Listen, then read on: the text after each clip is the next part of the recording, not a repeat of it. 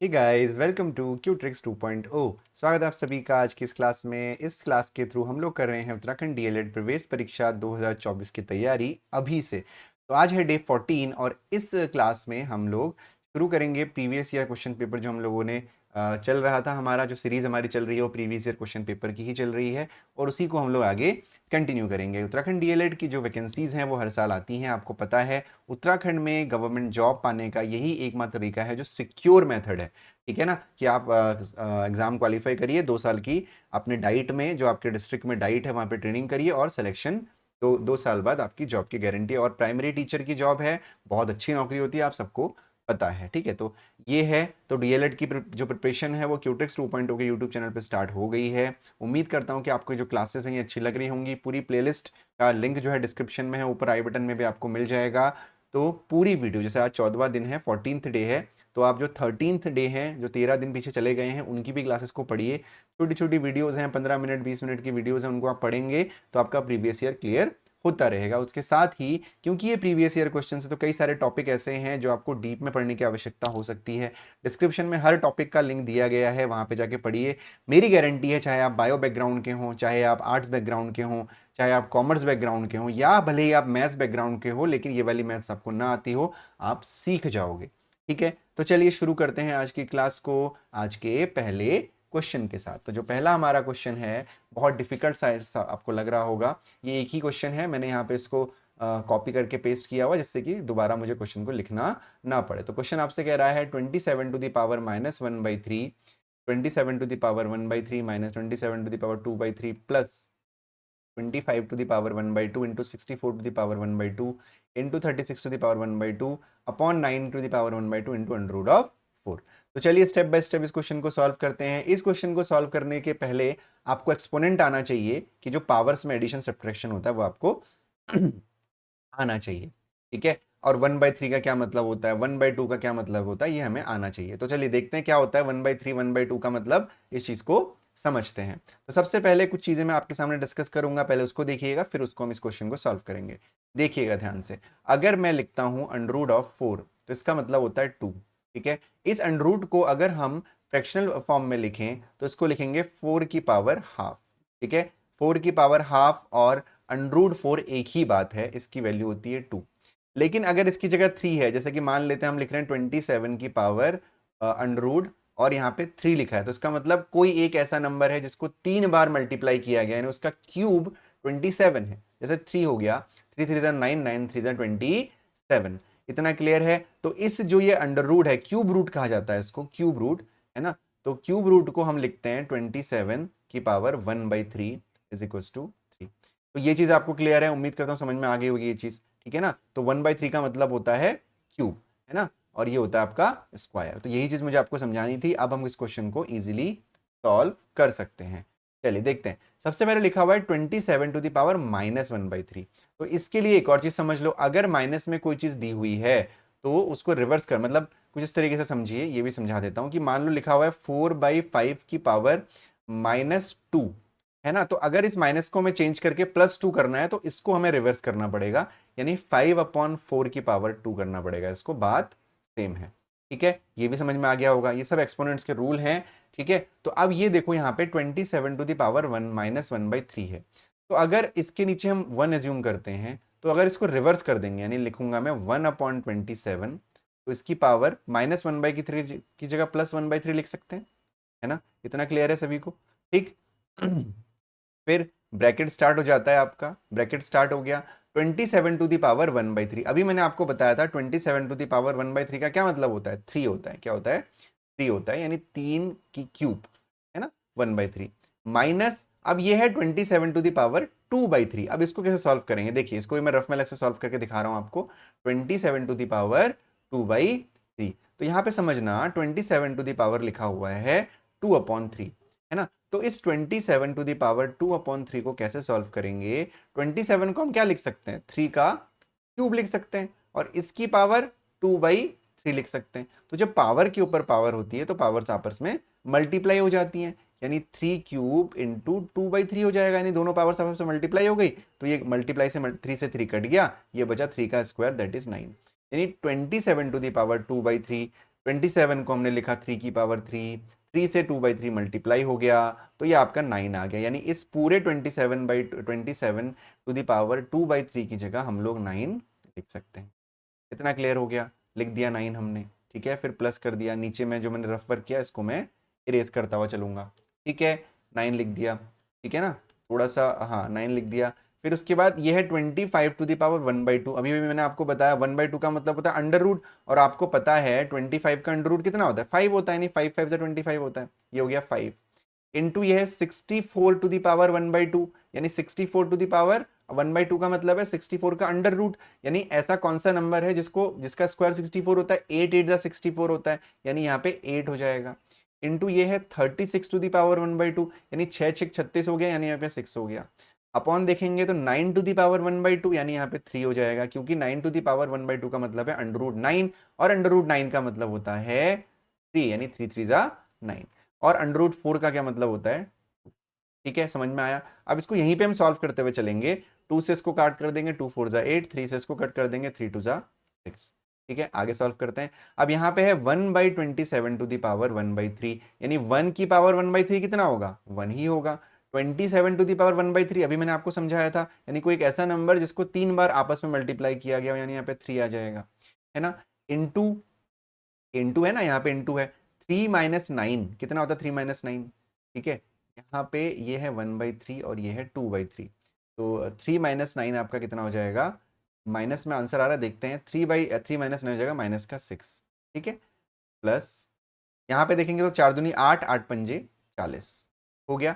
अब इसको 3 से कट कर दो, 3 से कट कर देंगे, 3 1 जा 3, 3 2 जा 6, माइनस का 2, ठीक है। अब आगे सॉल्व करते हैं, तो ये हो जाएगा माइनस का 2 प्लस का 40, तो जाएगा 40 माइनस 2, यानी 38 आपका आंसर। देखो कितना आसान क्वेश्चन था, ऑप्शन नंबर ए आपका आंसर होगा 38, ठीक है। इजी था, बस जो मैंने चीजें आपको समझाई, अंडर रूट को हम क्या लिखते हैं, पावर 1/2, ठीक है। क्यूब रूट को क्या लिखते हैं, पावर 1/3, बस इतना सा समझना था, आपका क्वेश्चन इजीली सॉल्व हो जाता, ठीक है। चलिए बढ़ते हैं अगले क्वेश्चन की तरफ।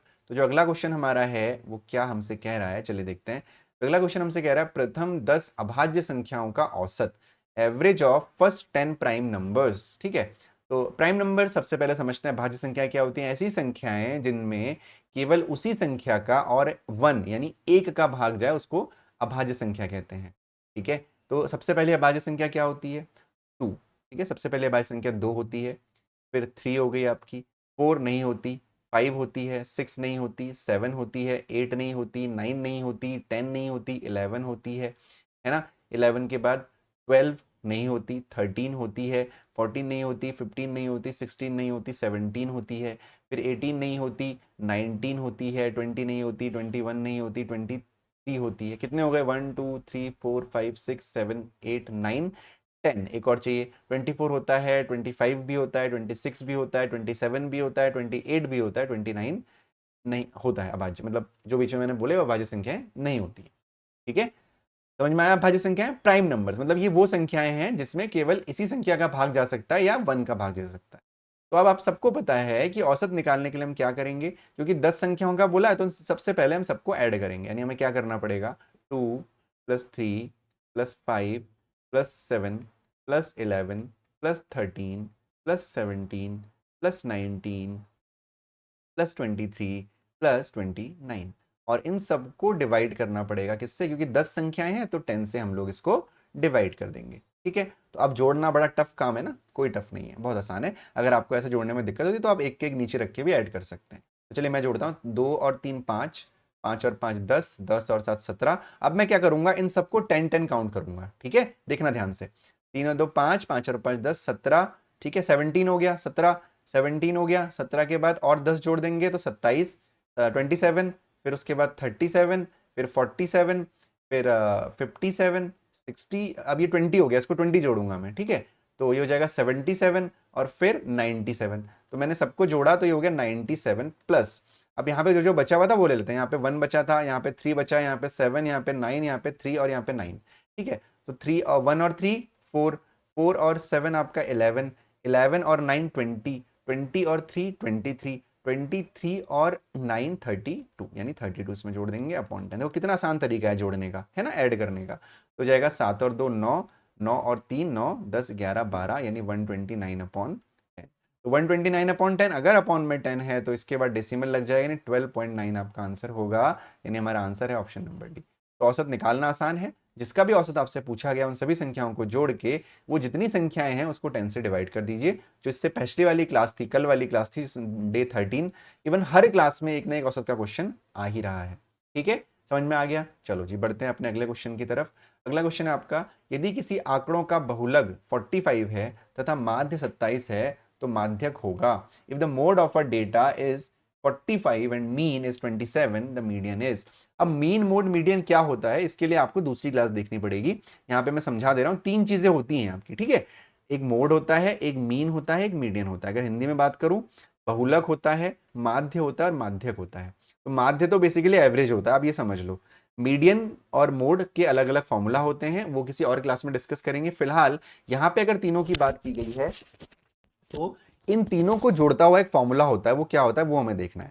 क्या होता है, ट्वाइस ऑफ मीन, याद रखिएगा इस फॉर्मूले को, twice of mean plus one mode is equal to three median. ठीक है, ये फॉर्मूला आपको याद रखना है, इसी फॉर्मूले से आपका क्वेश्चन हो जाएगा। ठीक है, ट्वाइस ऑफ मीन यानी 2 into mean plus mode is equal to 3 into median. तो अब इस फॉर्मूले में रख देते हैं। हमारे पास हमें क्या क्या दे रखा है, मोड 45 दे रखा है, मीन 27 दे रखा है, हमको मीडियन निकालना है। तो चलिए रख लेते हैं। तो 45 क्या है आपका, मोड है, और मीन कितना है, 27 है, तो मीन की जगह पे 27 रख लेते हैं। 2 इंटू 27 प्लस मोड की जगह पे मोड रख लेते हैं, मोड कितना है 45। ठीक है, इज इक्वल टू 3 मीडियन, यानी 3 इंटू मीडियन को मैं एम दिखा दे रहा हूँ फिलहाल। इसको जोड़ लेते हैं, मल्टीप्लाई कर लेते हैं, तो 27 दूनी कितना होता है, 54 होता है, सबको पता है, plus 45 is equal to 3 into median. ठीक है, तो 5 और 4 9, 5 और 4 4 9, 99 is equal to 3 into M. ठीक है, 3 को इधर लेके जाएंगे तो एम इज इक्वल टू हो जाएगा 99 अपॉन 3, 3 3 जा 9, 3 3 जा 9, यानी जो मीडियन हो गया वो आपका 33, यानी ऑप्शन नंबर सी हो गया। ध्यान रखिएगा ये फॉर्मूला बस 2 mean plus mode is equal to 3 into median, याद करके जाइएगा एग्जाम में। ठीक है, आपके लिए बेहतर रहेगा। पढ़ते हैं अगले क्वेश्चन की तरफ। तो जो अगला क्वेश्चन हमारा है वो है, 35 विद्यार्थियों की एक कक्षा का औसत भार 45 किलोग्राम है। यदि शिक्षक का वजन शामिल किया जाए तो औसत वजन, भैया औसत एवरेज जो है हर टेस्ट, हर आपके एग्जाम में प्रीवियस ईयर में आपके औसत के कम से कम दो तीन करके क्वेश्चन आए ही हैं। किया जाए तो औसत वजन 500 ग्राम बढ़ जाता है। शिक्षक का क्या वजन होगा। The mean weight of a class of 35 students is 5 kg। If the weight of the teacher be included the mean weight increases by 500 gram, the weight of the teacher will be. बहुत आसान question है। इसके लिए मैंने आपको कल वाली जो क्लास थी हमारी डे 13 वाली, उसमें भी मैंने आपको एवरेज बताया था कि क्या होता है ना। यहाँ पे भी आप लोग समझ लो। 35 विद्यार्थियों का 35 विद्यार्थियों की एक कक्षा का औसत भार 45 किलो। तो सबसे पहले जो डेटा दिया हुआ है उसको लिख लेते हैं हम लोग। ठीक है, देखो 35 विद्यार्थी हैं, यानी कुछ इस तरीके से होगा। ये होगा हमारा पहला विद्यार्थी का वेट, प्लस दूसरे विद्यार्थी का वेट, प्लस तीसरे विद्यार्थी का वेट, प्लस चौथे विद्यार्थी का वेट, प्लस पांचवा, छठा, सातवां, आठवां, ऐसे करते करते प्लस 35 विद्यार्थियों का वेट है। इसके अंदर वेट लिखा हुआ है, ध्यान रखिएगा। इन वेट को हमने जोड़ा, इन वेट को जोड़ के हमने 35 से डिवाइड किया, क्यों, जितने लोग होते हैं उससे डिवाइड करते हैं। तो हमारा एवरेज आया 45 किलोग्राम। तो 45 किलोग्राम को मैं ग्राम में चेंज करता हूं, 1 किलो में होते हैं 1000 ग्राम ना। तो ये हो गया 45,000 ग्राम। मैंने ग्राम में क्यों चेंज किया, क्योंकि इसके बाद वाला भी आपका, अच्छा एक काम करते हैं, इसको ग्राम में नहीं किलोग्राम में रहने देते हैं, क्योंकि जो आपका आंसर है वो किलोग्राम में निकाला गया है। तो ये हो गया 45 किलोग्राम। ठीक है, यानी सभी विद्यार्थियों का जो योग था उसको 35 से गुणा किया तो 45 आ गया। ये मैंने कल भी आपको समझाया था। क्रॉस मल्टीप्लाई करेंगे, तो क्रॉस मल्टीप्लाई करेंगे मतलब पहले विद्यार्थी का वजन, दूसरे विद्यार्थी का वजन, इसी तरह से सभी विद्यार्थियों का जो वजन है उनको जब हम जोड़ेंगे तो क्या आएगा आपका, यानी पहले विद्यार्थी का वजन, दूसरे विद्यार्थी का वजन, तीसरे विद्यार्थी का वजन या वेट, प्लस चौथे विद्यार्थी का, डैश डैश डैश करके सभी 35 विद्यार्थियों का वजन किसके बराबर होगा, 35 गुणा 45। इतना समझ में आया। अभी क्रॉस मल्टीप्लाई कर दिया, ये मैंने आपको पहले भी सिखा रखा है। तो 35 गुणा 45, अब अगर 35 गुणा 45 करना है तो कर लेते हैं पहले इसको, है ना, रफ में कर लेते हैं। 5 5 जा 25, कैरी 2, 5 3 जा 15, 15 और 2 17, 4 5 जा 20, कैरी 2, 4 3 जा 12 और 2 14। ये हो गया 5, ये हो गया 7, ये हो गया 4 और 1 5, और ये हो गया 1, यानी आपका आ गया 1575। ठीक है, इतना क्लियर हो गया। यानी जो 35 विद्यार्थी हैं उनका जो वजन है है ना, जो टोटल वेट है वो है 1575 किलोग्राम। इतना क्लियर है सभी को? ठीक है, अब क्या कहा गया कि शिक्षक का वजन जो है शामिल किया गया, यानी जो टीचर का वेट है वो भी ऐड कर दिया।